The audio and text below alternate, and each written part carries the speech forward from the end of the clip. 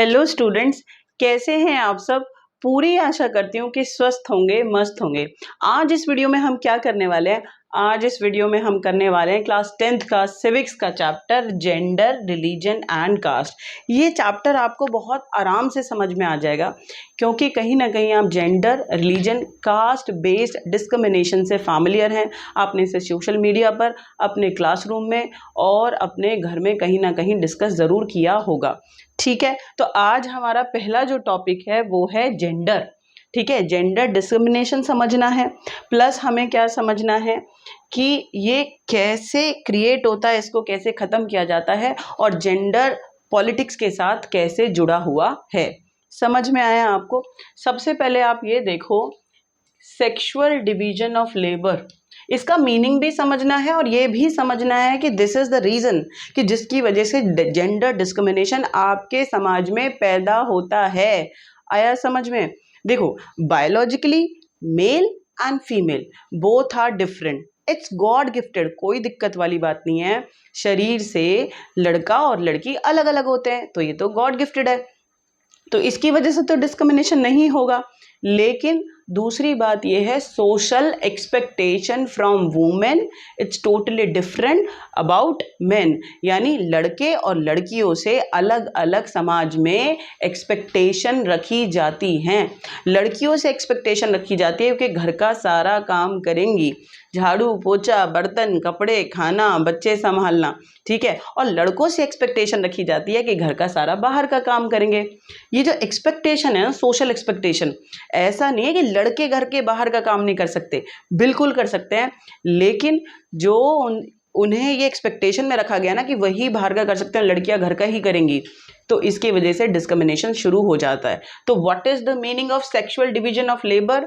A system in which this is the expectation from women कि they all do work inside the home, घर का सारा काम लड़कियां करेंगी। समझ में आ गया। देखो, अ system in which inside work of home done by women, लड़कियां करेंगी।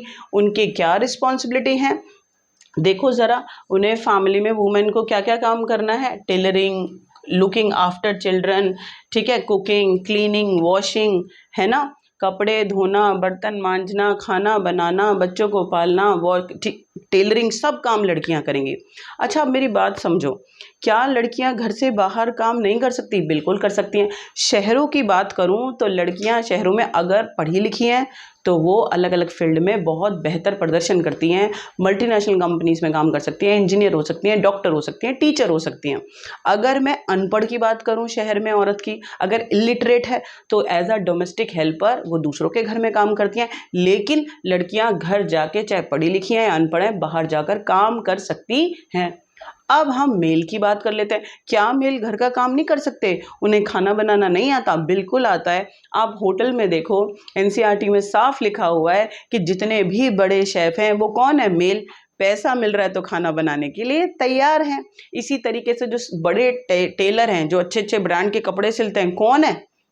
सारे मेल हैं। तो यानी पैसा मिला तो टेलरिंग के लिए तैयार। तो बेटा आज इस बात को सीख के जाओ, एग्जाम पर्पज से हमें ये तो समझ आया ही, सेक्सुअल डिवीजन लेबर का मतलब होता है कि this is the social expectation from women कि they do all inside work. ठीक है, लड़कियां ही सारा काम करेंगी और लड़के बाहर का काम करेंगे। लेकिन आपको क्या सीखना है कि हमें जेंडर डिस्क्रिमिनेशन नहीं करना और हमें इक्वल काम करना है, शेयर करना है, चाहे लड़की हैं चाहे लड़के हैं, दोनों में से कोई भी डिस्क्रिमिनेशन को फॉलो नहीं करेगा। आया समझ में? आगे चलते हैं, क्या लिखा हुआ है नेक्स्ट पेज पे देते हैं। अच्छा, आप एक बात बताओ, result of discrimination, gender division अच्छा आएगा या बुरा? जब समाज में भेदभाव पैदा कर दिया जाता है, लड़कियों को अलग कर दिया जाता है, उन्हें घर के ही काम करने हैं ये बोल दिया जाता है, तो ये जो जेंडर डिवीजन है इसका रिजल्ट अच्छा आएगा या बुरा आएगा? ऑफ कोर्स बुरा आएगा। देखो, हाफ ह्यूमैनिटी, ठीक है, of our life, half population in our country और across the world different countries, अगर किसी भी आप कंट्री को उठाकर देख लो, अपने देश की आबादी देख लो, आधी पॉपुलेशन कौन है? लड़कियां हैं। But the role in personal and professional and political life minimal. इसका मतलब होता है बहुत कम, यानी आधी पॉपुलेशन जब लड़कियों की समाज में है तो उन्हें आधी भागीदारी हर जगह मिलनी चाहिए या नहीं? बिल्कुल मिलनी चाहिए। लेकिन होता क्या है कि लड़कियों का समाज में बहुत कम रोल है। ठीक है, girls feel suppressed because they do not have equal opportunity in education, in political level और पर्सनल लाइफ और प्रोफेशनल लाइफ, हर जगह पर लड़कियां लड़कों से पीछे हैं। That's why they feel what discriminated, exploit और suppress, and they started agitation and movement for getting equal right, like voting right. Voting right चाहिए, लड़कों के बराबर हर फील्ड में बराबरी चाहिए, इसलिए लड़कियां आंदोलन करती हैं, जो कि बिल्कुल सही बात है। लंबे संघर्ष के बाद लड़कियों ने इक्वल राइट्स लिए भी हैं। ठीक है, इतनी बात आपको समझ में आई। अब आपको समझाती हूँ फेमिनिस्ट मूवमेंट का मतलब क्या होता है। आंदोलन तो क्रांतिकारी भी करते हैं, आंदोलन तो वोटिंग राइट के लिए भी किया जाता है, वो सफरेज मूवमेंट होता है। रेवोल्यूशनरीज के रेवोल्यूशन मूवमेंट होते हैं, जब क्रांतिकारी करते हैं, आज़ादी के लिए करते हैं। लेकिन जब औरतें बराबर अधिकारों के लिए, कि लड़कों के बराबर अधिकार चाहिए, हमें समाज में हर जगह बराबरी चाहिए, जब आंदोलन करती हैं तो उसको हम क्या कहते हैं? उसको हम कहते हैं फेमिनिस्ट मूवमेंट।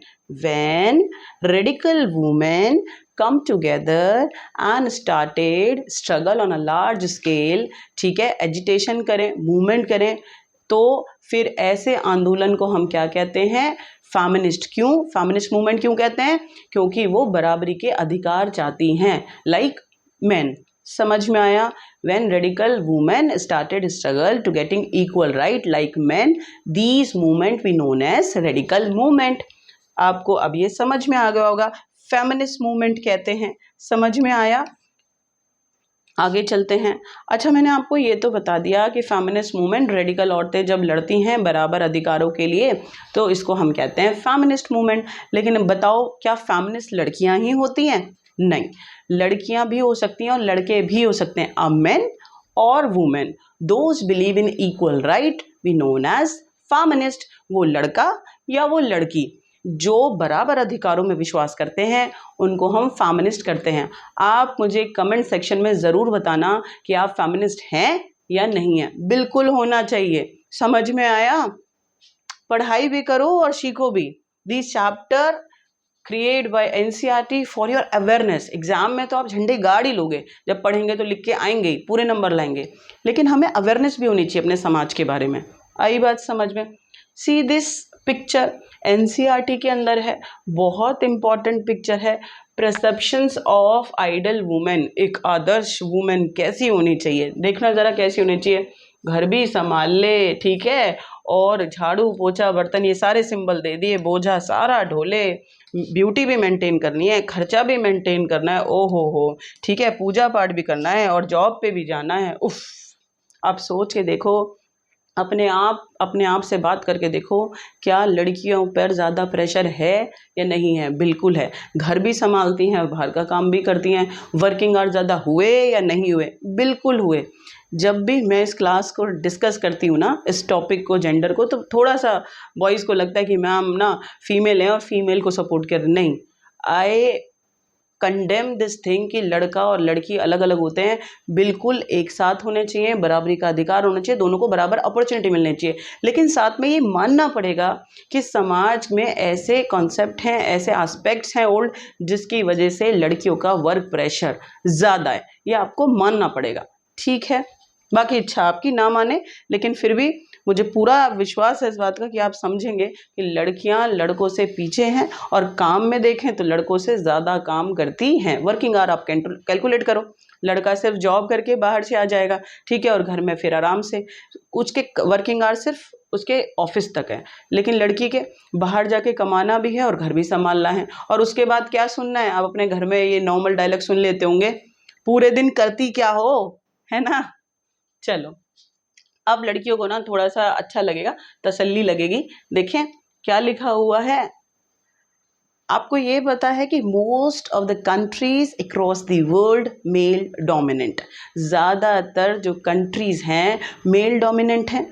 आज नहीं है, आज बहुत संघर्ष करके लड़कियां आगे बढ़ गई, ठीक है, इक्वल राइट्स हैं, लेकिन from long time period across the world most of the countries male dominant, पुरुष प्रधान देश हैं, और जहाँ पर क्या होता है मेल को ही ज़्यादा अधिकार दिए जाते हैं। लेकिन यहाँ पर यूरोप की कंट्रीज हैं, देखो ज़रा, स्कैंडिनेवियन पूरे कंट्रीज को ग्रुप को क्या कह दिया, स्कैंडिनेवियन। एक नंबर का आता है स्वीडन, नॉर्वे एंड फिनलैंड।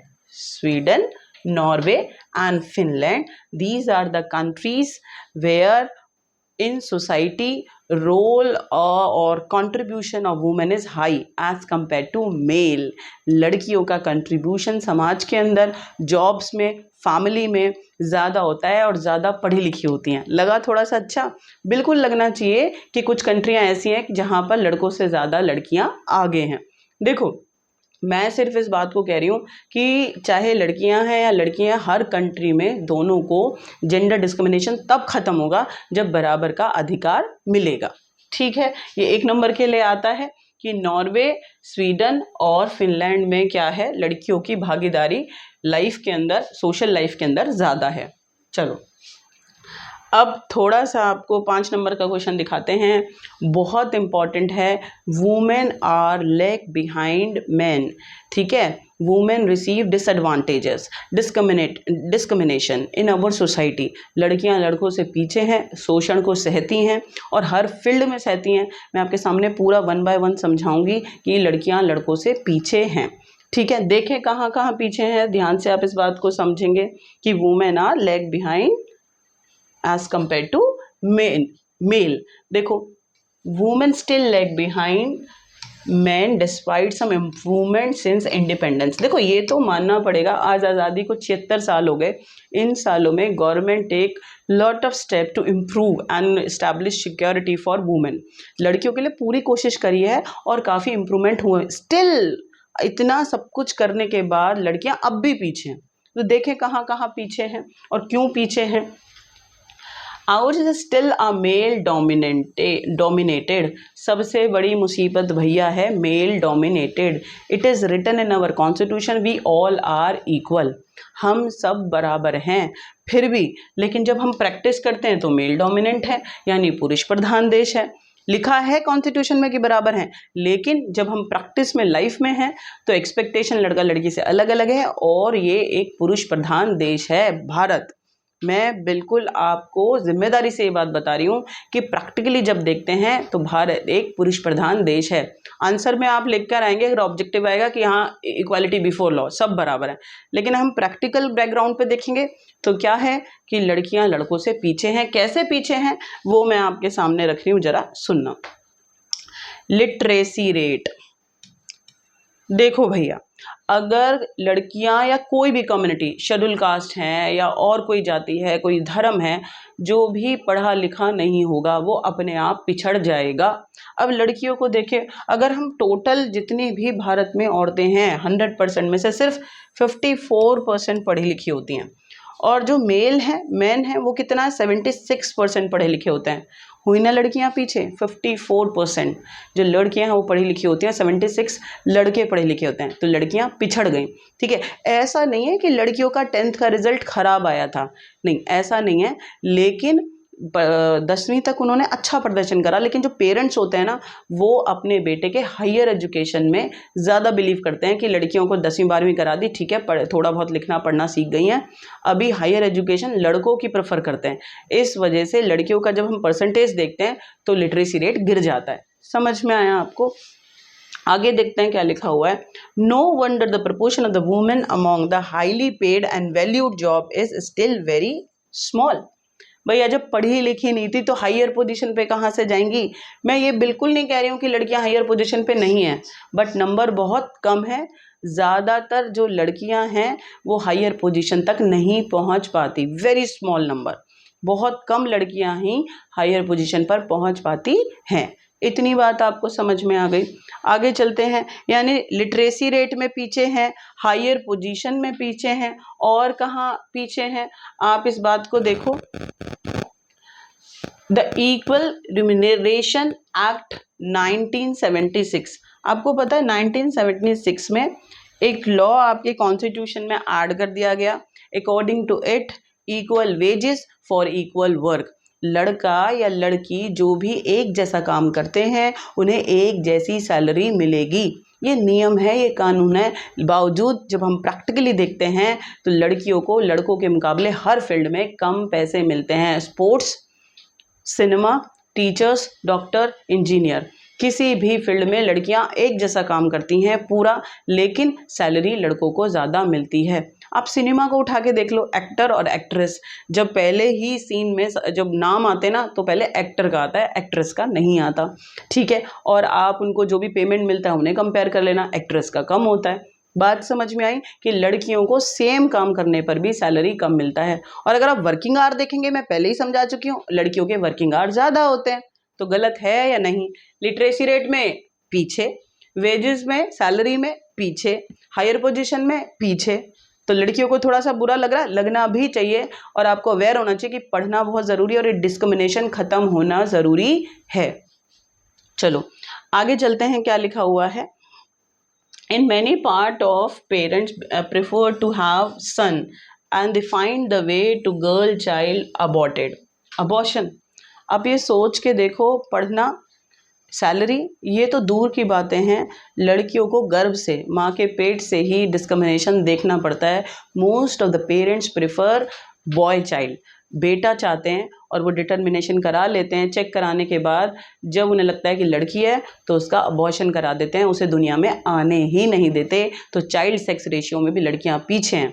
1000 लड़कों का अगर हम चेक करेंगे डाटा तो लड़कियां 900, किसी स्टेट के अंदर 800, 850 और इससे भी नीचे रेशियो जाता है, पैदा होती हैं। अब बताओ कि डिस्क्रिमिनेशन तो वहाँ से शुरू हो गया। तो इन्हें इतना पीछे हैं लड़कियां कि चाइल्ड सेक्स रेशियो से बचपन से उन्हें ये डिस्क्रिमिनेशन देखना पड़ता है और कॉन्टिन्यूस अपनी लाइफ में, प्रोफेशनल, पर्सनल लाइफ में हर जगह वो डिस्क्रिमिनेशन देखती हैं। तो क्या इसे दूर करना ज़रूरी है या नहीं? बोलो तो ज़रा। बिल्कुल ज़रूरी है। ठीक है, आगे चलते हैं, क्या लिखा हुआ है। There are the report of the various kind of the harassment, exploitation and the violence against women. लड़कियों को अपने प्रोफेशनल और पर्सनल लाइफ में हरासमेंट देखना पड़ता है। गर्ल्स सेक्सुअली असॉल्ट, रेप, या इतना बुरा उन्हें देखना पड़ता है अलग अलग जगहों पे, घर में भी और बाहर भी पीटा जाता है, सेक्सुअल असल्ट को फेस करती हैं। उसके बाद बेटा वॉयलेंस अलग अलग चीज़ों में है। हाँ, तो कुल मिला के घर या बाहर हरासमेंट को देख रही हैं, लिटरेसी रेट कम है, उसके बाद उनका सैलरी इक्वल नहीं होता चाहे वो कितना ही काम कर लें, ठीक है, और हायर पोजीशंस पे नहीं जा पाती हैं, ठीक है। तो these are the factors we strongly said that women are lag behind man, लड़कियां लड़कों से पीछे हैं। वेकअप, आगे दौड़ने की बात नहीं कर रही हूँ, बराबरी की बात कर रही हूँ। और बहुत ज़रूरी है कि हमें बराबरी, जेंडर डिस्क्रिमिनेशन ख़त्म करके लड़का और लड़की में लाना पड़ेगा अगर ओवरऑल आपको अपने देश का विकास देखना है। आपको ये क्वेश्चन समझ में आएगा, ठीक है। आगे चलते हैं, क्या लिखा हुआ है।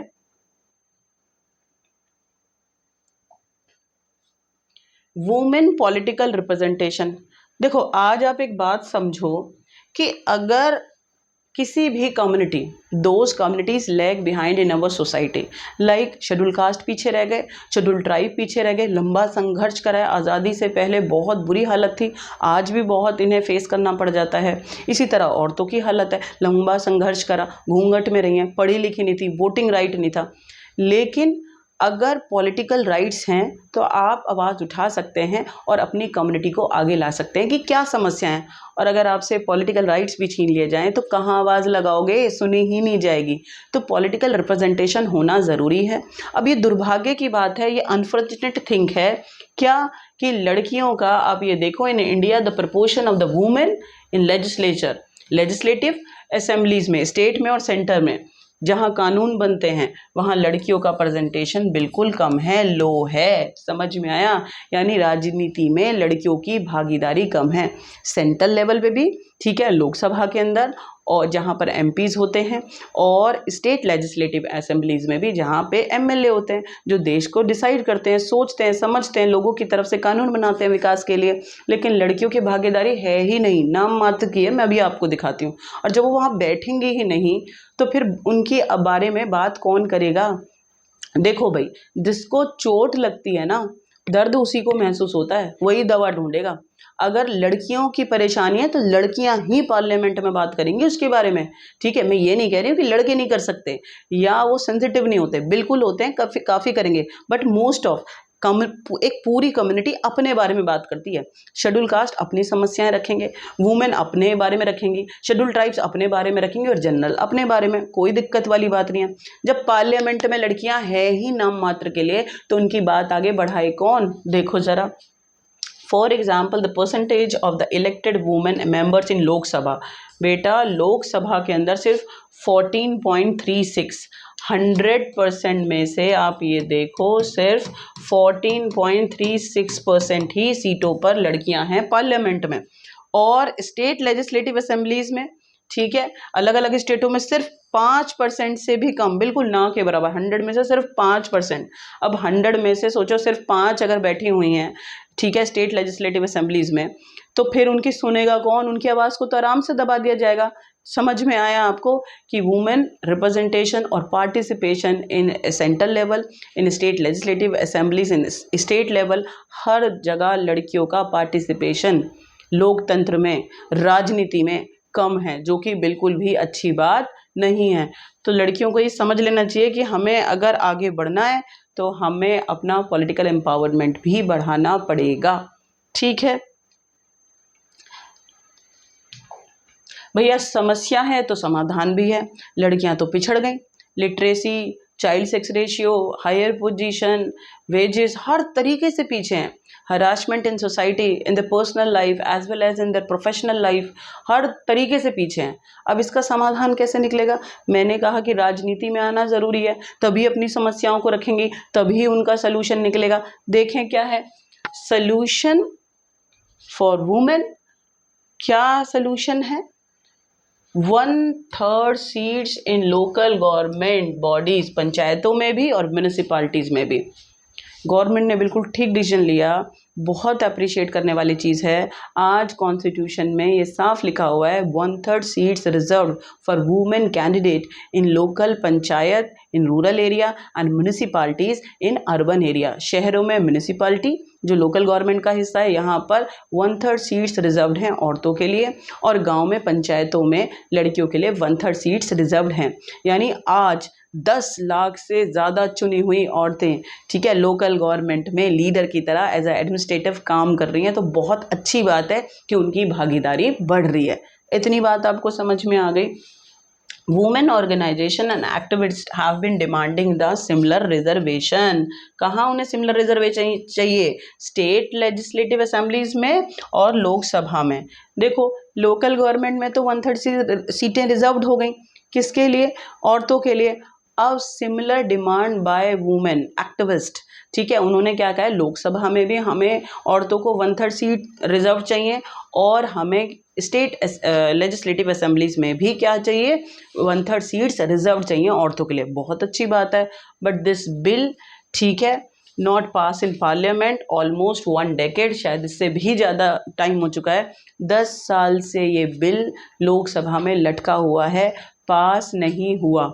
अब आप सोच के देखो कि औरतों के लिए रिजर्वेशन होना ज़रूरी है, पार्लियामेंट में आएंगी तभी अपनी बात रखेंगी, लेकिन ऐसा क्या हो गया कि ये बिल अभी तक पास नहीं हुआ?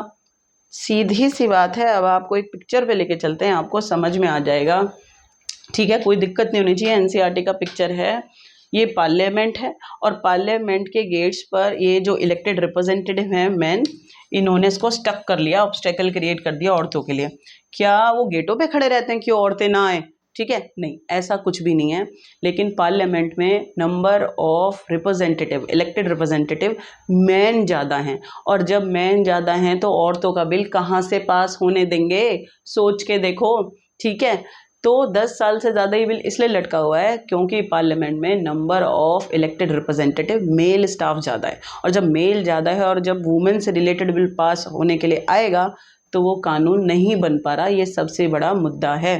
तो आज हमें ये समझ में आ जाना चाहिए कि अगर औरतों की स्थिति को बराबरी पे लाना है, ठीक है, तो फिर उनका पॉलिटिकल एम्पावरमेंट बढ़ाना पड़ेगा। और कैसे होगा कि आपको पार्लियामेंट तक पहुंचना है। तो आप इंजीनियर बनो, डॉक्टर बनो और साथ में आप आगे राजनीति के लिए भी सोचें, ठीक है। जब मैं क्लास में होती हूँ ना, कभी भी कोई बच्चा नहीं कहता है कि क्या बनना है, इंजीनियर, डॉक्टर, रिसर्चर और teacher, but no IAS officer, but no one want to become a leader. तो देखिए, लड़कियों में लीडरशिप है, वो आगे बढ़ेंगी। अपनी लड़ाई आपको खुद लड़नी है, ठीक है। तो आप मुझे कमेंट सेक्शन में बताना, अगर किसी लड़की को राजनीति में आना है तो MLA बनना है, MP बनना है, देश का राजा बनना है। देखें, मुझे तो भाई बहुत अच्छा लगेगा, लड़कियां आगे जाएंगी। बॉयज और गर्ल्स, देखो कोई भी है, जेंडर डिस्क्रिमिनेशन नहीं होना चाहिए, बराबरी होनी चाहिए। हमने यहाँ पर देखा, चाहे सैलरी है, चाहे चाइल्ड सेक्स रेशियो है, लिटरेसी है, हायर पोजीशन है, हरासमेंट है, हर जगह पर लड़कियाँ पिछड़ी हुई हैं। बॉयज मुझसे डिस्कस करते हुए क्लासरूम में कहते हैं कि नहीं मैम, बॉयज़ के साथ भी हरासमेंट होता है। बिल्कुल मानती हूँ, बहुत जगहों पर लड़कों के साथ भी परेशानी आती हैं, उनके साथ भी अत्याचार होता है। बट बेटा, जब हम यहाँ पर किस चीज़ की बात कर रहे हैं, मेन केसेस की। रेयर केसेस में लड़कों के साथ एक्सप्लॉयटेशन होता है, ठीक है, लेकिन जब आप नंबर ऑफ केसेस देखेंगे तो लड़कियों की ज़्यादा है। इसलिए जेंडर डिस्क्रिमिनेशन का शिकार लड़कियां होती हैं और हमें इस बात को समझना पड़ेगा कि राजनीति में उनकी भागीदारी बढ़ाकर आएंगी, तब अपनी आवाज़ उठाएंगी, वो क्या चाहती हैं, उनके लिए अच्छे कानून बनेंगे, तब जाके ये जेंडर डिस्क्रिमिनेशन खत्म हो सकता है। प्लस एज अ स्टूडेंट आप में अवेयरनेस होनी चाहिए कि एटलीस्ट हम तो जेंडर डिस्क्रिमिनेशन नहीं करेंगे। तो ठीक है, अपनी मम्मी का, अपनी बहन का घर में हाथ बटाया करो, ठीक है।